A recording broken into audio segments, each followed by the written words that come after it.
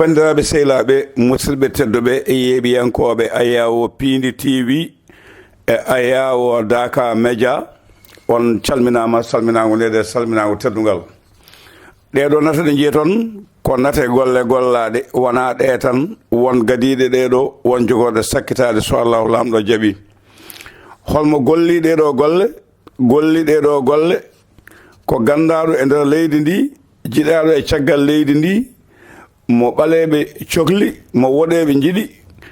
mo safaɓe cikkata ko kañen tan jeeyi neɗɗo joom jamanu mo Allah hokki hande nde dañi nde yejjitani diine mum yejjitani wordo ummi yejjitani bandu men yejjitani woni Allahji Ablaye Wolle Ndiaye mo ganduɗa sa wiyama mbiya Ablaye Madina Gounass darde makko no mantini golle makko no jooɗi e nder golle ɗe o golloto to banggue juɓɓude lamde ndi wone wadde e juuɗe Abou Ndiaye ɗum ɗo ko jiiɗon ɗo joni ko e nder Madina Gounass e nokkuji goɗɗi ko jumaji e jamaji mahaɗi e forasuji pewnaɗi e gueɗe goɗɗe jibbinaɗe ko faate ɓamtare Ablaye Madina Gounass e Fondation Thierno Wolle yo Allah jurno balɗe moƴƴina battande ɓeydo mbawkaji ɗi anni e makko kala ko dañi caggal leydi yo artire nder leydi ndi ujunere neɗɗo won ɗanniɗo dañi artane e leydi ndi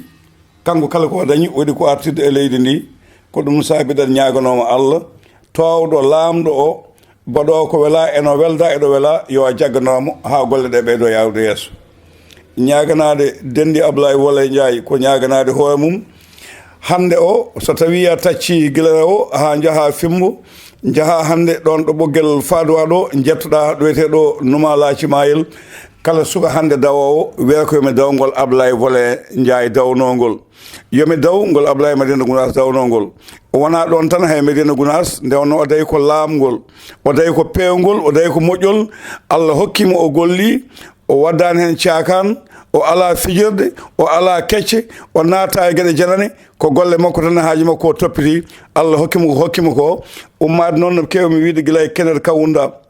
nawɗo leydi Zambini jeytare guila ɗo Zambi ina wiyeten Rhodesie Sud e no hakkude Zimbabwe ha nde heeɓi jeytare muɗum nde e juuɗe Kenel Kawunda ala jamantere meɗɗo arde leydi ndi dañi gueɗal ngal Ablaye dañi ngal e nder leydi Zambi ko Allah hokkimo ɗum guila e Kenel Kawunda en Frédéric Chiluba en ha yetti hande ɗo gonɗen ɗo kala ɓe o tolnoɗa hande ɓe lamɗo hen fof laamiɗo ko kamɓe laamodi ko kamɓe jadata kamɓe gondata Ablaye Madina Gounass Allah tan wawi yobde mo en jii ko waɗani Daka Média ko enen jeyani en koɓo waɗani en jii ɗi jumaji ɗi jamaji ɗiɗo forasuji ɗiɗo boyli e ɗeɗo duɗe e ɗeɗo caffirɗe e ambulance uji ɗi o waɗi yo Allah junno balɗe moƴƴina battande en jetti denɗe men Abou Ndiaye mo kewmi wiide neɗɗo ne heewa nayyi heewa beyi heewa baali heewa kosam ɓira ha heewa tawa ala ɗo laali o laali koye juuɗe Abou Ndiaye koɓe jayɓe ɗiɗo kono ndiyam fayde mabɓe wawi cakkudam o laali koɗo lalete tawa siyani tawa bonnaka yettirama no foti yettirede ni Abou Ndiaye Allah hokke fandinde ko dondiɗa ko Ablaye Wolle Ndiaye min donimama yo Allah junno balɗe moƴƴina battane mboɗo heewi wiide giyal jibitina koye ceeɓedi mum kono so ƴaggani yuwata